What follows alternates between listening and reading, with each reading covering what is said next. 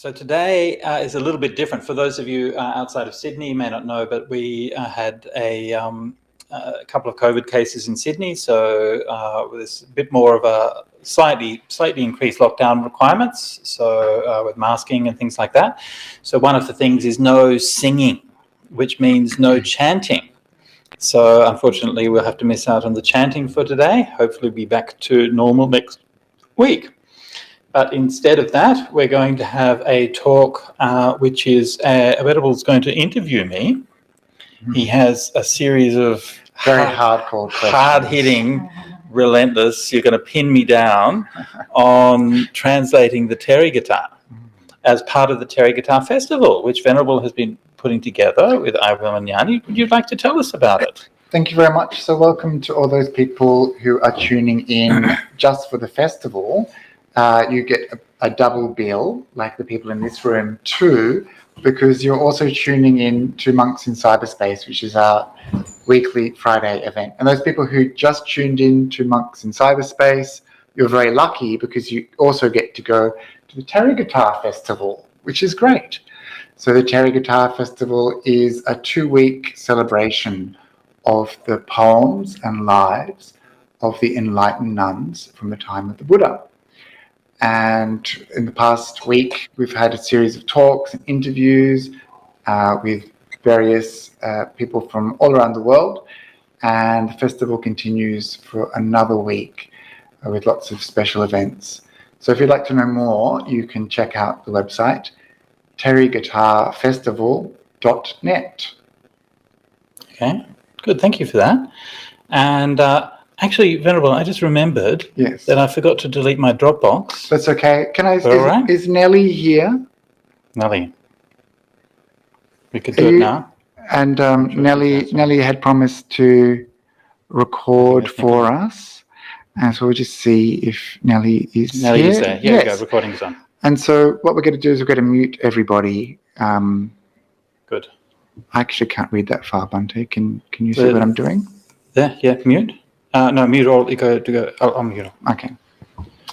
So my eyes. The suffering of the world. I don't think that's the Buddha's teaching, Venerable.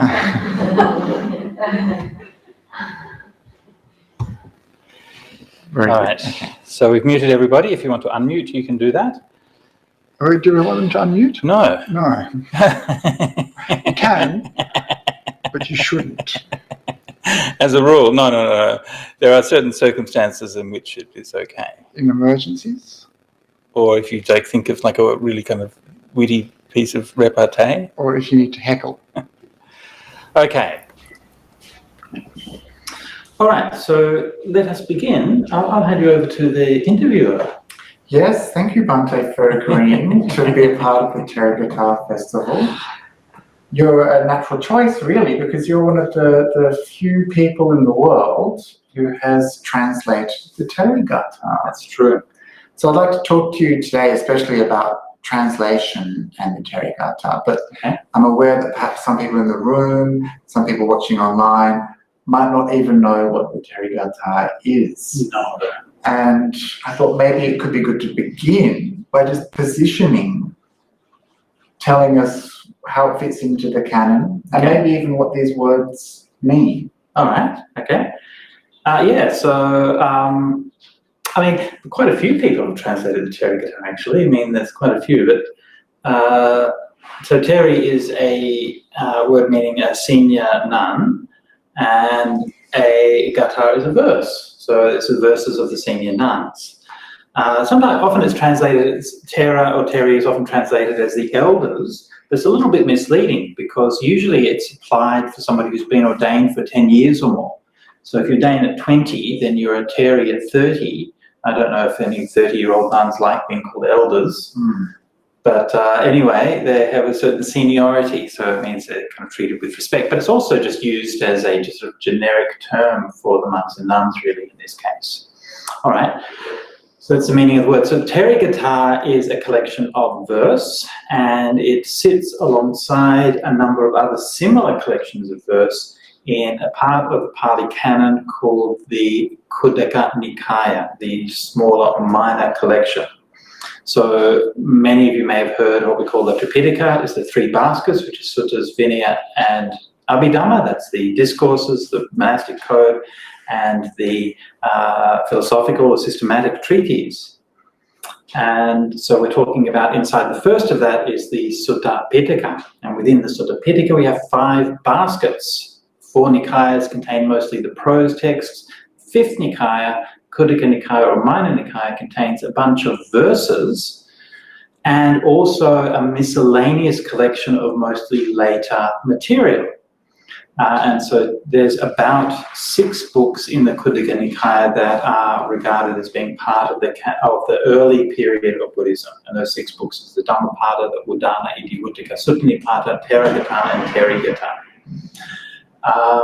Some of those have parallels in other collections, in Chinese, Tibetan, and Sanskrit, for example. There are many Dhammapadas in those languages, which are all similar to the Pali Dhammapada, a little bit different here and there, different choices of verses and so on. But the Thera and Therigatha are unique to the Pali canon. And this is quite unusual. Of course, some of the verses are shared, right? So individual verses might be found in, say, a Chinese translation or something like that. But the collections as a whole are not found in the other traditions. There are some references to them, so we think that they probably did have these collections, but they got lost. Perhaps they were never translated into Chinese, or for whatever reason. We don't really know too much about it, but we do know that, I mean, of course, to have any scripture from an early time is precious. At all. To have the scriptures from an early time in the early original language is double precious. Yeah? To have it of the voices of the nuns and of women who are so rarely represented in any literature, but especially in ancient spiritual literature, is like extra super duper precious. And when that only exists in Pali, not even in Sanskrit or Tibetan or anything like that, then that's like, we then have to invent different adjectives to describe how precious it is. Yeah. And it is precious also for being the world's earliest collection of literature by women in any language. I believe so, yes. So it's kind of an extraordinary thing that we have as our cultural inheritance. Right, yeah. I mean, there are passages, by women or dealing with women in the Bible and things like that, but more just like sections and so on, but not like a whole collection of literature, yeah. So how many poems are there? Oh, how many? I don't know. I know the answer. Oh, do you know the answer? I don't know. How many are there? How many are there? 73. 73. Ah. And they're of varying lengths. Yes. And the way they're grouped is by the amount of verses there are. Right, exactly. So, and not all of the verses in the Therigatha are by the Theris. Some of them are teachings to the Theris, often by the Buddha. Or it might be like a dialogue, right? So sometimes the Theri, the nun, is giving a teaching to someone. One of them is, what is the name? Punika, the water carrier. And she's going down carrying the water. So this must be a story from before she was a nun. And so she's telling a story of how she went down to the water to have to get at the water, and she was afraid of getting scolded if she didn't do it, but it was like really cold, it was really uncomfortable. And she sees this Brahmin going down and bathing in the water. And she's like, why do you do this? Why do you subject yourself to this? It's really cold, it's really uncomfortable. I have to do it because it's my job, otherwise I'll get a scolding. And the Brahmin says, I'm doing it to wash away my sins. And then she says, but wouldn't that mean that all the turtles and the fish are like completely sinless and pure? Why are you doing this? And so, but that's interesting because that shows like a water carrying girl who, even at that time, she wasn't even a nun, that she's scolding this Brahmin for his spiritual practices. Right? So, I mean, that's the kind of voice which you hear very rarely. And so these kind of moments in people's lives are preserved there in a way that is often lost if you look at purely the doctrinal texts and passages. Yeah.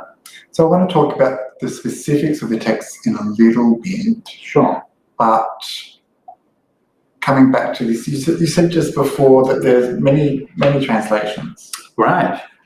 So I know of a few. I know of Caroline Rhys Davids, who was one of the first translators into English. Yeah.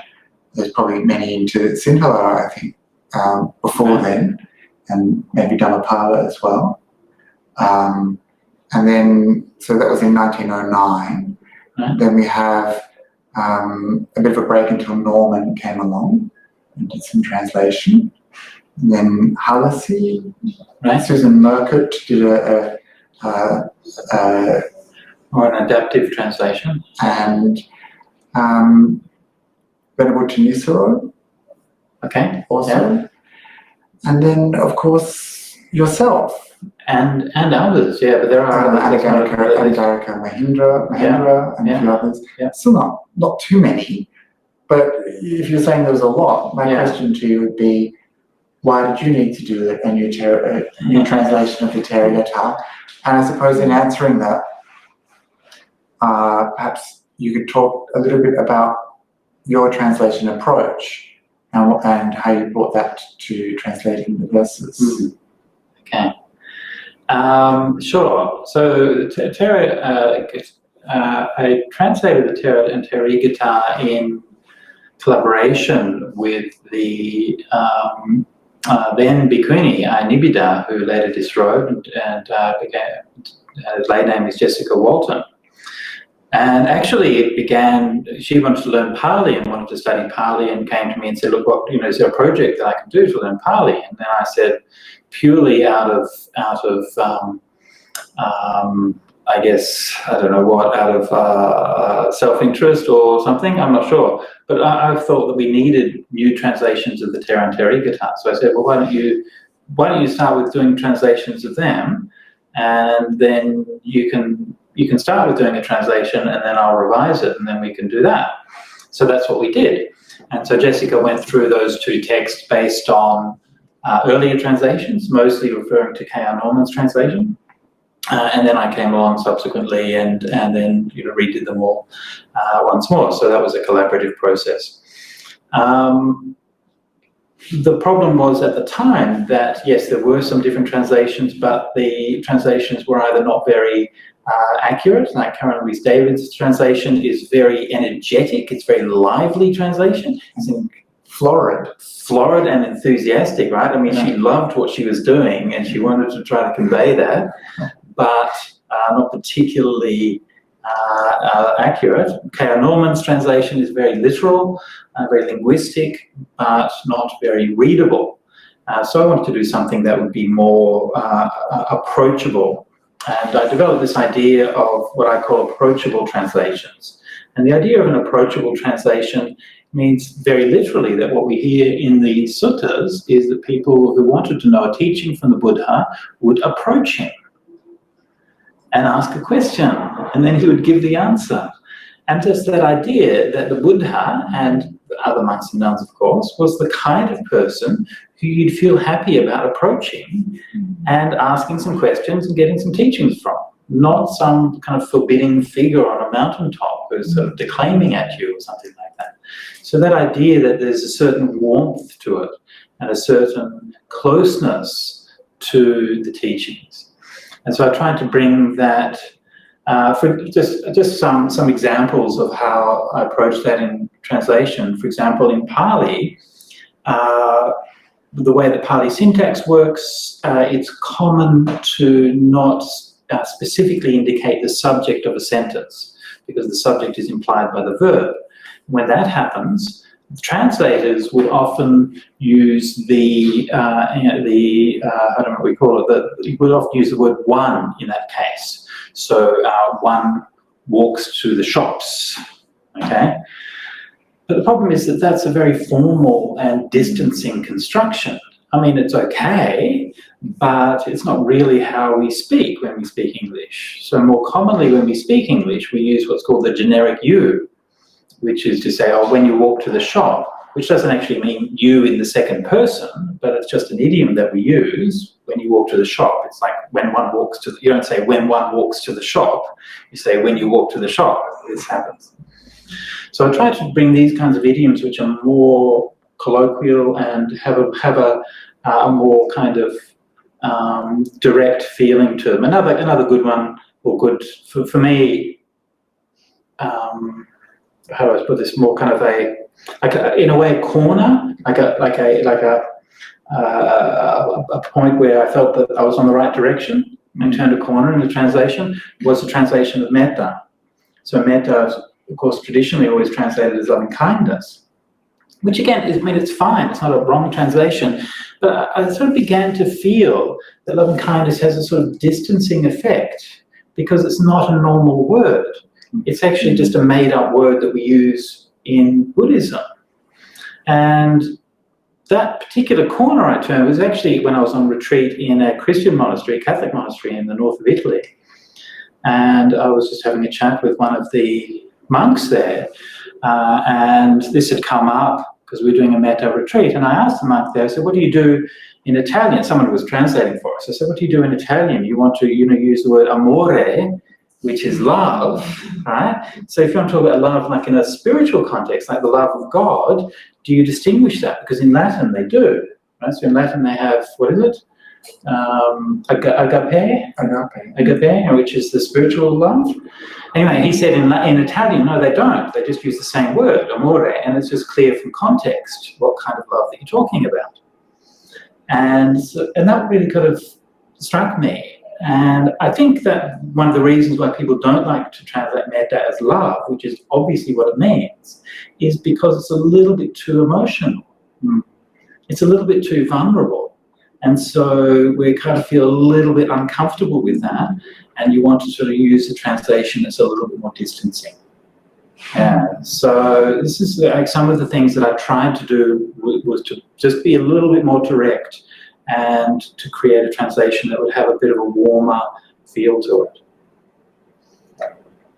And so most of the sutras, most of the discourses are... Sorry to interrupt you, Venerable. Yes. Somebody's posted that the audio now has an echo on it. Is that still the case? I think it could be because is anyone... Do we have an echo at the moment? Yes, no? Gone, echo. Great, thanks. Please let us know if there's any other hitches there now. So most of the sutras are written in prose. That's correct, yeah.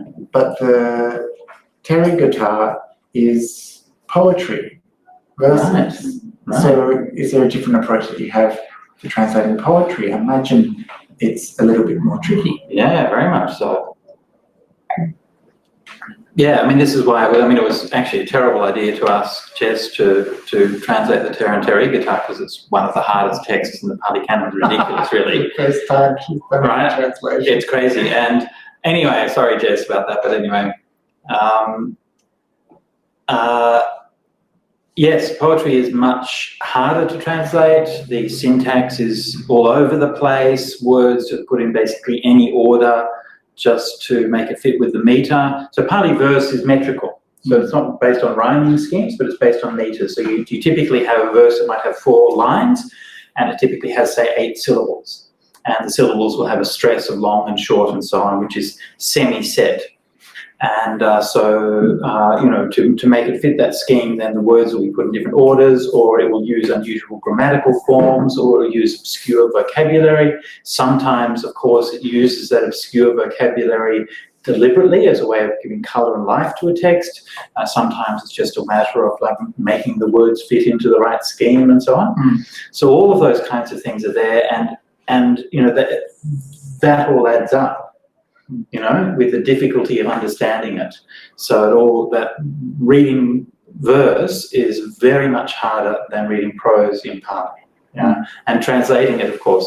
So there are different options for translating it, but mostly, I follow the kind of the style that Bhikkhu Bodhi uses, which is essentially to do a prose-ish translation, but to divide it into lines, so it kinds of looks a little bit like verse, and you kind of make it try to scan and sound reasonable, but with a few exceptions, I didn't try to do a kind of more overtly poetic version. The only one of the few that I did was the love song to the song in praise of the Arahants and love in the Sakapanha Sutta, where so many of the imagery and so on was so outrageous and so funny. So I thought it was good to be bombastic. Be a little bit, put a few rhymes in there and stuff. Yeah. So where did this tradition of declaiming in poetry come from? So the poems themselves are regarded as the poems that celebrate the achievement of enlightenment. Yeah. So they're kind of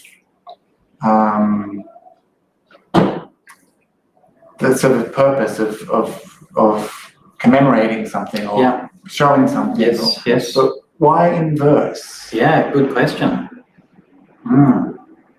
Okay, do you want the boring answer or the fun answer? Fun answer. Okay, so the fun answer. There's actually, Julian Jaynes talks about this in his book, The Origin of Consciousness and the Breakdown of the Bicameral Mind. Okay, the fun answer could go on for some time. Yeah, and so one of the things that he points to is that this phenomenon, see, he's not even talking really in a Buddhist context, we're talking more in a universal context, but this kind of thing happens quite universally. And he connects it, or hypothesizes, that there's some kind of connection, like with a physicality, in terms of like perhaps brain waves, or like even breathing, and like how your physiology is. So what happens with a verse is that with verse that the think of how song works. Right? So verses are very closely related to song. So song works where you constrain everything, you give it a beat and a rhythm and a pitch and everything, and by constraining it, you allow the expression of emotions that could not be expressed in prose. Yeah. So when we think about song, think about what people do on karaoke night. Yeah. Anyone like karaoke here? Yes, excellent. So on karaoke night, people get up there on the stage and they sing in ways that you would like never, ever, ever do if you were just talking to someone, right? And the music actually gives you those constraints that lets you do that. And verse does to a certain extent. So all of these old verses would have been sung in a simple plain song or a simple style, right? So what you tend to find is that there's a prose story, and when it builds up to the emotional high point of that story, right, the climax of the story, it breaks into song, a bit like Bollywood, actually. Yeah. And so this is a way of containing and allowing the expression of those very heightened emotions. And it's a literary form that allows for that to happen. You see that happens all the way through, say, the Jataka stories. You have the prose background story, and then the key message is brought out in the verse, you know, or say in the Therigatha Wagga in the Samyutta Nikaya, the same thing. And so in the Therigatha, you don't have the prose background, except that's supplied in commentaries and later texts. But there would have been something like that, right? So these stories would have been like the nuns teaching or talking or something like that, and the verses become like the summary or the highlight of the emotional climax of the event.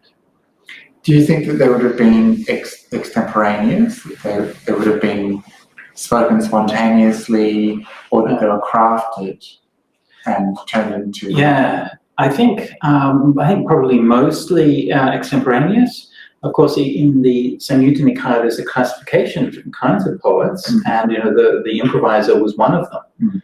Others might be one who passed down from the ancient traditions, but also remember that improvised poetry doesn't just mean just making stuff up from nothing. Again, like music, it's a craft. You know, it requires an education so that you actually know what you're doing. It doesn't just mean hitting random notes or saying random words, but there's a craft to be able to do these things. And we know, you know, like the Buddha, Sevangisa, especially the most famous poet among the monks, and you know, he would say, "Oh, these verses occur to me," and the Buddha says a number of times, "This verse came to me that was never heard before." So that definitely was. The main inspiration would have been improvisation. As time went on, then you see more literary forms starting to creep in, like more extended narratives, more sort of complex things, which must be more composed. And so what you're saying is there was a culture at the time of poetry, of oral poetry that was extemporaneous and spontaneous. And then this became the oral tradition, learnt and recited, and then that was written down, and you see, those things are connected because the fact that the verse comes from, it soothes and appeals to your pleasure centers, like hearing the chorus of a song. Like, it makes you feel good because the rhythms are regular and because of those formal aspects of it. And so that's why it comes from that emotional place, but that's also how it gets remembered, because other people remember it like they remember a song. You know, it's hitting those, it's designed to hit those parts in your brain that will make it come back. Right, well, that's a very interesting point. I'm going to come back to that in a little bit. Yeah. We've been talking a bit about the historicity of it, the technical aspect. Right. Who do we meet? Who are these people? What are they celebrating? Oh my goodness, who are they?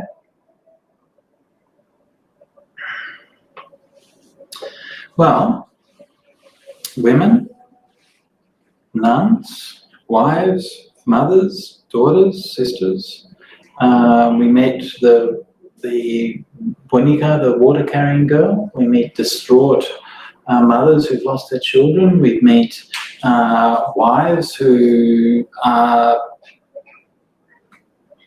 had enough with their husbands, over it with the whole married life. We met all kinds of people, and you know, people have these different backgrounds, and we hear these kinds of experiences. But I think the important thing is that what we see is people who are not defined by these experiences. Like, it would be so easy to sort of let people define themselves by that story in their background. But these stories are stories of transcendence. They're stories of the great story of the Therigatha is not of this is the situation of women in ancient India and this is what they were stuck with. The story is how they stepped out of it and how they dealt with it. That's the really powerful thing about it. Because that's transformation. I guess you mentioned that kind of cast of characters there, everybody, you know, a whole section of society. And it's fascinating that we have that, because we learn a lot about the time of the Buddha. But then we have the unifying theme, which is that these people were enlightened and they tell us so. Right. And unashamedly. Shall I read? I've got one prepared here. I've got one prepared right here. That's very good. We didn't actually plan that much. And so I'll read you a verse because we haven't read any of the Therigatha verses yet. So this is the verse by Uttama. The Pali is Apara Uttama Theri. So that means another Uttama. So there's a previous one, and this is a Therigatha 3.3 for those who want to look at it on Sutta Central. So that's Therigatha 3.3. And this is a fairly typical Therigatha verse. I wanted to choose something that was fairly standard, not one that was very unusual. So, and here's the voice of Uttama. Of the 7 awakening factors, the path for attaining extinguishment, I've developed them all, just as the Buddha taught. I attain the meditations on emptiness and signlessness whenever I want.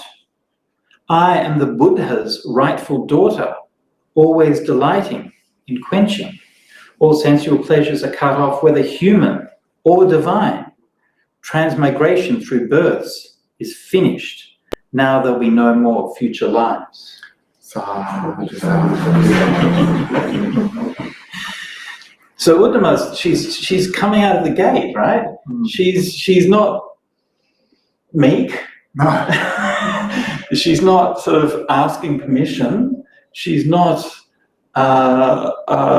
backwards and coming forward. She's just saying, this is it. This is what I've got. I've developed all of these things, and I'm the Buddha's rightful daughter. And she just comes right out and says that. She's not looking for validation. She's not, you know, she is who she is, and she's done what she's done, and she's proud of that, and she wants to speak to that. Now, clearly, of course, that particular one, you know, that's a sort of classic like statement of enlightenment. Presumably, it would have been shared among the nuns, and obviously, we hear nothing of her background. I haven't researched into her. I'm not sure if she appears elsewhere in the suttas, but we're not, you know, she's not telling us her story. In some of the Therigatha verses, yes, they're telling us their story. But here she's just telling us her spiritual attainment. And so this, again, is sort of part of that thing I was mentioning, like presumably there would have been some story, right? Obviously there's some context to that.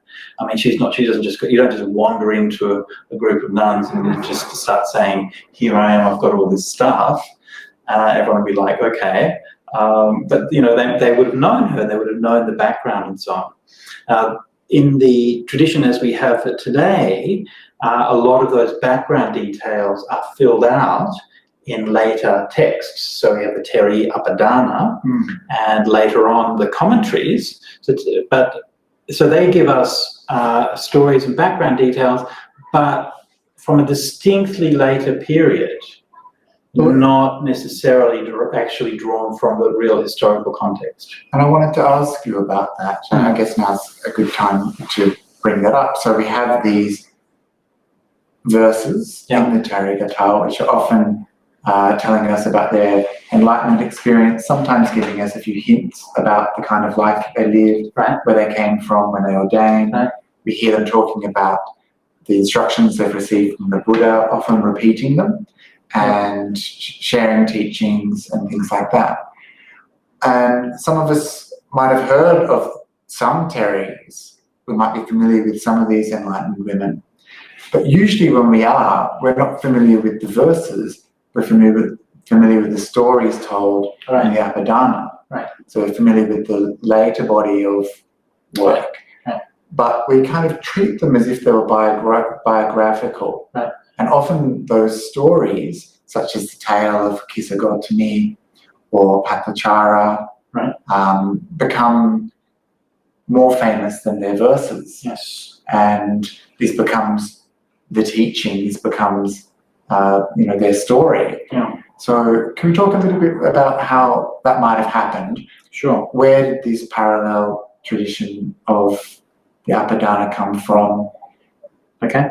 How do we know that this is anything to do with these women? And why did their stories become more popular, more well-known than the actual verses? Okay. All right. So I mentioned, when we started, I mentioned about the place of the Therigatha within the Pali Canon. So again, the sort of Pithakas were in the Suttas, 5 Nikayas were in the 5th Nikaya, the Khuddaka Nikaya, and the Therigatha is one of the 6 early books in the Khuddaka Nikaya.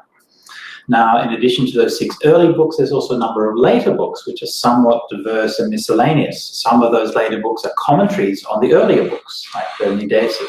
Some of them are kind of more Abhidhamma style things. Some of them are more question and answers, like Milinda Panha. Some of them are treatises on textual interpretation, like the Neti Vikarana. And others, we have like Buddha biographies, all kinds of different things, but all of them late. And there's some random sounds happening here. So all of them late. And one of the really striking things in this literature, I think, is how broad and sharp that dividing line is between the early Buddhist texts and those later ones. It sometimes feels like a different religion. The difference is so dramatic. Typically, that dramaticness of that difference is really illustrated in the difference between, say, the Therigatha and the Therigatha. So the Therigatha will almost always be talking, as we saw here in the verse we just looked at, about the nun's meditation practice. Here she's talking about meditating on emptiness and so on. It talks about her like physical reality and what she's living in and all of these things.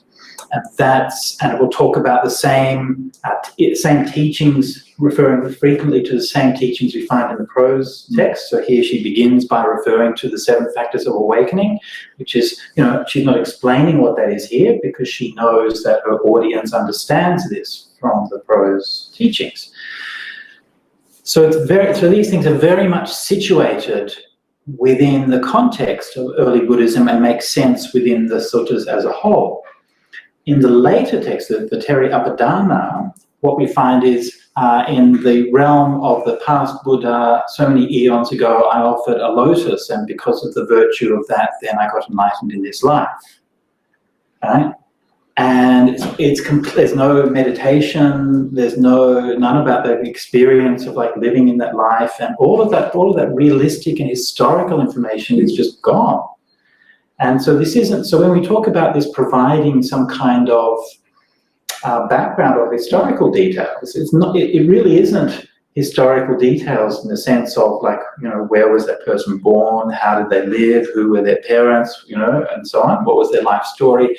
But it really is about, you know, meritorious deed that was done in some past life which has a karmic result in this life. And the focus has shifted dramatically from renunciation, from meditation, from the life of solitude in the forest and realization to the performance of a meritorious deed. Now, obviously, doing meritorious deeds is meritorious, and practicing generosity and receiving a result in a future life is, of course, a part of Buddhism. So it's not that these are things that are wrong teachings, but it's a very, very different emphasis, you know, kind of radically different emphasis.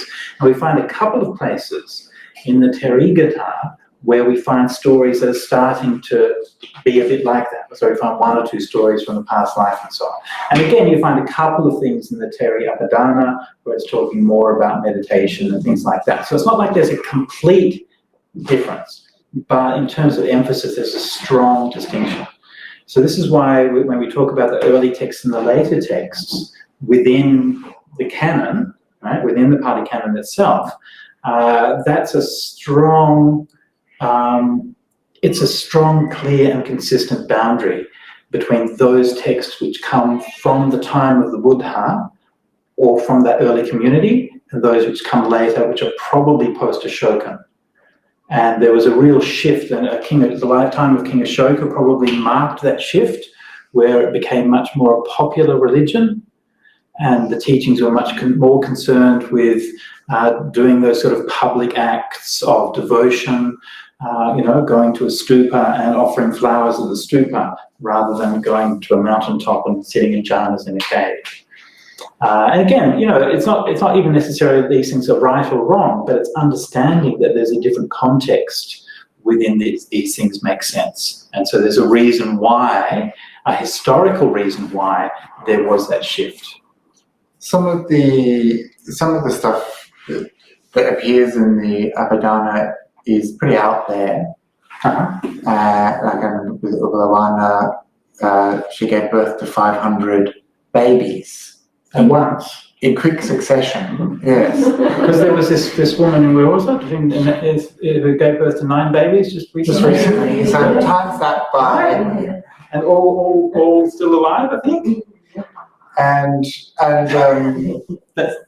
so some of the other stories, such as Joe mentioned before, Kisa Gotami and Bhattacharya, yeah. These are stories that really affect us. And before you were talking about emotion, right, and how poetry has this power to distill emotion. But then when these stories come into being, these are powerful stories. And I wonder if the power behind the stories, such as the tragedy of someone like Bhattacharya who lost her entire family, and the narrative structures of going mad and then becoming enlightened, right, if these things came from a completely separate tradition, or if they had something to do with the Jataka stories, which also talk about past lives and morality and action, cause and effect, or if they belong to an older tradition of mythology, a shared storytelling from the past.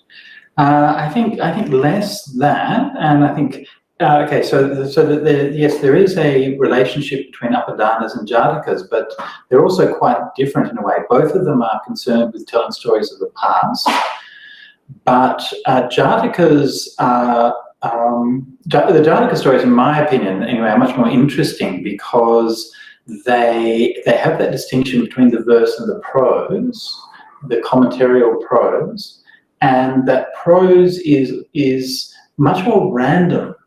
Like there's so many different kinds of things, you know, folk tales and mythology and all of these kinds of things. And so it's really kind of lively and unpredictable, whereas the Upadana stories tend to be much more stereotyped and much more moralistic. Like it's a tale which is invented in order to tell a moral. The Jataka stories, often the moral is very dubious. And you're sort of scratching around to say, what's the moral of this one? And they kind of tack it on at the end. And that's a sign of interesting storytelling, because it's a story which has gone through many hands and had many meanings, and that's where something that comes alive in it. So it's more in that way, it's more kind of creative. It's more folk. It's more like a folk storytelling. Whereas this is more like a kind of a more kind of, let's tell a moral story to illustrate this point and encourage generosity. So it's less creative and more stereotyped. Again, not to say that, again, it's a complete difference, but just as a generalization. But there's often a link between the verses in the Therigatha, even if it's a very subtle link. Right. Or it's hard to know, because sometimes you think, well, we've got this other body of knowledge. Yeah. Am I reading that into the poems? Yes, that's and right. Sometimes there's some overlap, sometimes there's not. Yeah. Why then did this tradition pop up? Why is it there? Because people are interested. People want to know more. People ask questions. And it's an opportunity to you have to keep interest in things. I mean, it's like today, people will do it by making a YouTube of the life of so and so, and you're adapting it into a new form, a new literary style for a new context. One of the things to bear in mind when we're talking about Buddhist scriptures and the time of them and the dating and things like that is that ancient Buddhists were extremely bad at faking authenticity. In other words, when things are late, they're like obviously late, and there's no kind of real attempt at sort of trying to pretend that it isn't. And it's obviously it's not because they couldn't. Because suttas are told in a very stereotypical way. Right? It would be extremely easy to copy a sutta and just change things around to just change those bits that you wanted to change. Right? I mean, that would be the easiest thing in the world. But the Buddhists in the ancient world didn't try to do that. They told different kinds of stories. They used different kinds of forms. And they clearly weren't inventing something which was meant to be passed off as a fake sutta. And so it's just like I would sit here and tell a story and say, well, this nun was walking down the road and then she met the Buddha and she said, hey, Buddha, how's it going? And the Buddha said this and so on. And nobody would imagine that I'm telling you verbatim a historical account of what happened. I'm telling you a story. And there's a difference between conveying a story and giving a literal historical account. So the Buddhist tradition, on the one hand, maintained a tradition of memorization and passing down the ancient scriptures word by word, and also a creative tradition which built up from those and developed those new ways of seeing and new ways of interrogating. And so those Avadanas maybe grew up in a way to demonstrate the kind of actions that you might do to become like these great Theris in the future. Yes, because the Buddhism in the early period would have been much smaller and would have appealed to a narrower circle of people who are mostly really into it. Right. And they're inspired by what the nuns are doing and these kinds of things. Whereas 100 years later, 200 years later, you're appealing to people all across India. Only a tiny proportion of may be interested in renunciation, but everybody can see, oh, it's nice to go and leave an offering at the stupa, so maybe I'll go and do that. Yeah. That's context. Just to interrupt, because we're getting away from the verse, but Gillian asks about why I chose transmigration, which was used in the verse from Apara Uttama. And I'm using transmigration as a translation of samsara, of course. And it's actually a very literal translation. Samsara literally means to transmigrate. And it's a word which has commonly been used in the Western tradition for that. In translation, one of the principles that I used was to translate everything. And often translators will not translate selected words. So the bhikkhu and samadhi and nibbana and samsara and deva, and you go along. And then after a while you begin to realize, the bhikkhu was sitting in samadhi and then this deva came to him and spoke about samsara. And you realize that actually most of that sentence is not actual English anymore. It's a bunch of Pali words loosely strung together with English syntax. I mean, that's a little bit of an exaggeration, but that's the idea. So I set myself the task of saying, well, just translate everything. It's a translation. So transmigration means onwards, onwards, ever onwards, wandering on, and that's really what samsara is about. So that's what I use. Yeah. And it also, it's handy because you have a verb form to transmigrate, whereas samsarati also has a verb form. Also, one of the problems with translation, if you adopt a Pali word into your translation, it becomes hard to verbify it. You see? You just did it then in English. Yeah, it's tricky to verbify it, like even if you have like nibbana, and this is where one of the things where nibbana is difficult, because people like to keep nibbana untranslated, but nibbana is often a verb in Pali. Right? So, you could say he nibbaned. Doesn't really make sense. So you have to say something like he entered nibbana, which is actually not what the Pali says at all. Pali doesn't say he entered nibbana or he attained nibbana. It said he went out. Yeah? He went out. Fine. Anyway, okay. So I'd like to encourage people to start thinking about some questions in the room and also in the audience online. But before, because we're going to run out of time shortly, but before we get there, so please start thinking. We're going to run out. How do we have like the whole of the rest of the evening? Samsara. There's plenty of time. There's like eons. Good reason to get out as quick as you can. But the one question I'd like to ask before we start to wrap up is, these are tales of women, brown women living in India, from a different culture, a different time, different place, different gender to you, different ethnicity to you. Yeah. Talk to me a little bit, if you can, about what it's like to be a straight white man living today, tasked with translating these poems. Of course, that's not a problem, because being a straight white man isn't like anything. That's like a pure kind of neutral point of view. And that's only other people have like identities. And for those who aren't aware, this is a form known as sarcasm.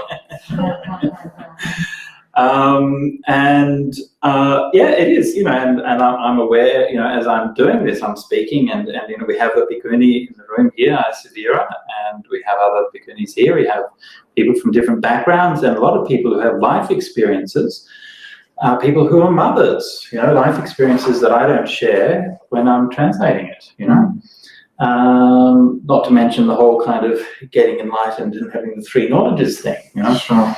So yes, you're stepping out and stepping into other people's, trying to convey their experience, and the attitude I try to bring with that is to bring as much humility as I can and as much transparency as possible. So I try to, it's not about my voice or about my ideas, but about trying to convey their ideas. And so the starting place of that is a careful and close reading of the text, because actually what we have is just the words. Right? So this is one of the main ways that we can sort of question our own assumptions about things, by looking at the words of things. And I'll just give you one example. This isn't from the Therigatha, but it's an example that was from Sutta in the Majjhima Nikaya, where, without going into too much of the background, but Mahamoggallana goes up to heaven to visit Sakka, and it's kind of it's a legendary or mythological text of Sakka, the king of the gods. And when he goes there, then the Sakka's wives go to their rooms. Right? Now, when all of the previous translations of that passage had said something like that the women, those divine maidens, embarrassed and ashamed, went back to their rooms. Right? And I'm like, okay, when I looked at it, that's kind of what I had assumed that text meant, because I'd read this in translation before. So when you're approaching it, you're like, oh, it means that they were embarrassed and ashamed because they saw the monk coming, and they're like, oh, we better go back to our room. And But when I actually read the text, it actually, the verb used was harayati, which means to be conscientious. It doesn't mean to be ashamed. What have they got to be ashamed of? They're just there in their home and a monk's coming to visit, right? They were being conscientious and prudent because they saw, oh, this monk's come to talk with Saka, let's give them the space to talk.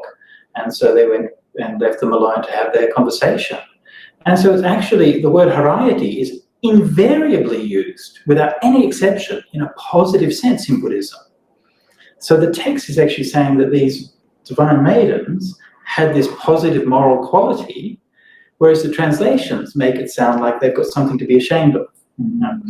So that was like, for me, that was like a really clear example. And there are other cases where it's less clear, but where you sort of try to look where the actual care and attention to the linguistic details of the words can help you to deconstruct those conditionings and so on that you bring to it. So that's one first thing that I would do. And then the second thing is you try to bring an empathetic point of view to the verse. Right? So the words is one thing, the meaning of the words is another thing, but then you try to empathize what is the experience that this person's going through. What is the story that they're trying to tell? And so you try as best as you can to sort of to convey that story, to make sure that the meaning of that story comes through. So these are some of the methods that I would try to use to try to make sure that it's their experience that matters. But I think it's also absolutely the case that that is one limited perspective, and I can bring certain things to this kind of translation, but it's absolutely important that the translation work also be done by women, also be done by people from Asian backgrounds and from people from different perspectives, because everybody will bring something different to it, and those things that I wouldn't have even thought of. Yeah. Very good. I wonder if anyone in the room has any questions for Bhante about his work or anything that he's talked about today. Open it up to anyone. No? Not yet. Maybe some coming up. Think about your questions. Meanwhile, I'll just answer. I've got a question here from Dhirayupa, who has asked a question. So Dhirayupa is a professional translator. And unlike me, who's just an amateur who's stumbling around trying to do bits and pieces, and she's done a lot of work, not only working professionally as a translator, but also translating a lot of Dhamma work. So she's interested to do some sutta translations, and this is something we want to try to develop more in sort of Central as we're going forward. But she makes the point here that one of the problems is that lots of Thai words are borrowed from Pali and Sanskrit, which is obviously true. So for those of you who are not familiar with Thai, the substrata of Thai language is quite separate. So it's not related to Pali and Sanskrit, unlike, say, English, which is from the same language group as Pali and Sanskrit. But Thai is not. Nevertheless, because of long contact with Indic culture, then there are a lot of loan words from Pali and Sanskrit, and then sometimes you find both the Pali word and the Thai word, which are used sort of side by side or interchangeably and so on. So for example, in Thai, say the word like pra means monk, but they'll also say sort of more formally pra bhikkhu as a monk also. All right. And your name, Dhirayupa, also is from Pali, that's correct. So how would you translate the word samsara? Yes, also not an easy one. Typically in Thai, they'll just say samson, so they just give a sort of phonetic pronunciation of the word samsara. So then you just have to think about it. There's no easy answer for that one, Dhirayupa, I'm afraid. And I can only give my simile of Schrodinger's cat. Do you know that one? Have you heard that one before? You have heard that one before, yeah. Anyway, so for those of you who are not familiar, towards the end of my translation project in Chimay, I began to realize that translation was like killing Schrodinger's cat. So if you're not familiar with the experiment, Schrodinger's cat is purely a thought experiment. No cats are harmed in the performance of this experiment. And there is a cat in a box, and the box has a little bit of radioactivity in it. And the radioactivity will trigger a Geiger counter. And if it triggers that Geiger counter, then it releases a poison gas which kills the cat. But you don't know that until you open the box. So is the cat dead or not? Yes, you don't know until you've opened the box. But the point of the thing is that the decay of the radioactive material is based on quantum ambiguity. It neither happens nor does not happen. And it only happens when it's observed that you can decide that. So when you open the box, you're not merely observing when the cat is dead, but you're determining whether it is dead or not. So this is a thought experiment of Schrodinger's cat in quantum theory. Anyway, so I realized that translating was kind of like that. Every word you're looking at is ambiguous and uncertain and could have so many different meanings and implications. And yet you have to somehow open the box, kill the cat, and write down a word or a phrase in English knowing how inadequate it is. But you just have to do it anyway. So yeah, it's stressful, Dhirupa. So I can't offer you too much joy there. But the only thing I think is the most important thing, I think, is just to be aware of these things. You know, there are plenty of cases where you might have a loan word in Thai where that's fine, right? It has a similar meaning to the Pali and you can just use that. It's not a problem. There will be other cases where there's a loan word that might take on a distinctly different sense in Thai. I mean, a good example of that might be a word like, say, Sangwega.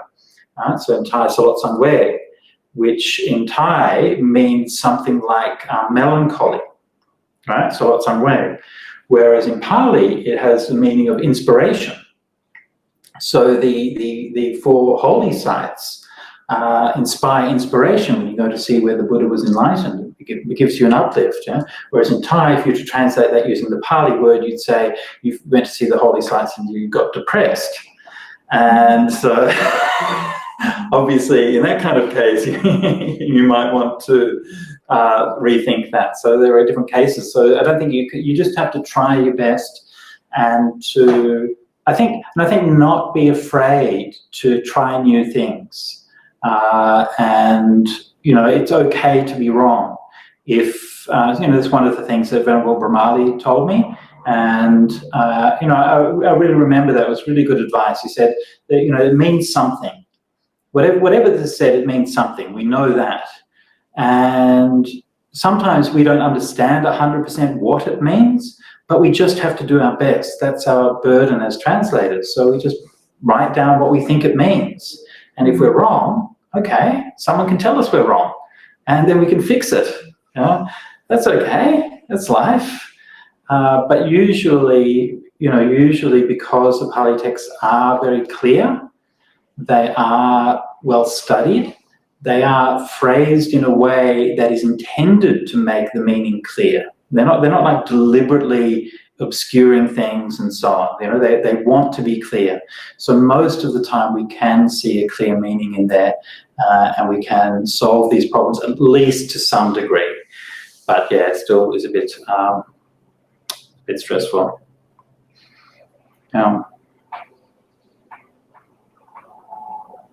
Okay, so we have another question here from Wimala Nyani. Who is, by the way, for those who don't know, one of the co-organisers of the Therigatha festival. Yes, and the star, actually, of the Finding Sanctuary series, which you can tune into on Dharmanet every evening for next week. Yeah, and also a very accomplished and expert textual scholar herself.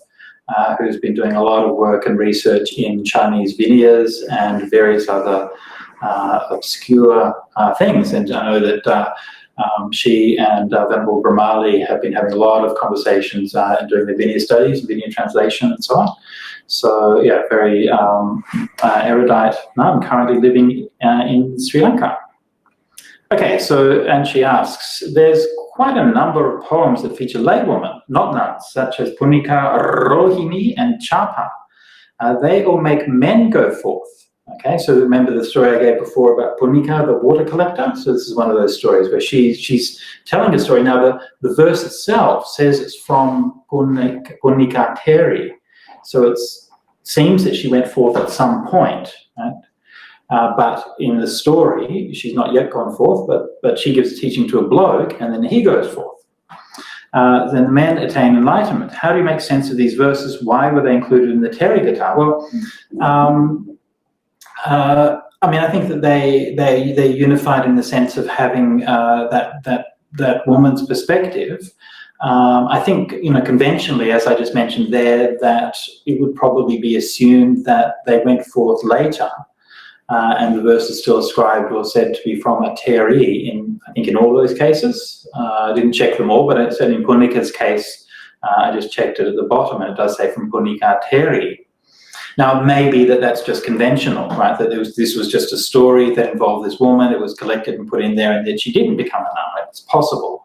But generally speaking, I mean, these verses are from an early period, and they were collected at a time where either these women were still alive, or at the very least, that their memory was still fresh. So I tend to think that it's likely that they are reliable in that sense, that probably these women became nuns later in life. And my guess would be that they told these stories as you do, right? Why not? Yeah, and when I'm a monk, and I tell stories from when I was a layman, and sometimes they even have a double point. And they're not just I think they might occasionally. Okay. No, they must. I'm just trying to think now. Anyway, let's just assume that they do. Okay, so I think that's probably how they came to be there. But yeah, you're quite right that the question of authorship with the Therigatha certainly is complex, and many of the verses from there's many issues. Many of the verses from somebody to the nuns, or by the nuns as laywomen, or are not necessarily clear, or sometimes they're ascribed to different people in different places. So there are these questions of authorship, but those questions of authorship are also common within the early Buddhist tradition as a whole. So it's not unprecedented for a particular verse to appear in one place and then another place and have a different author attached to it and so on. So that kind of thing does happen.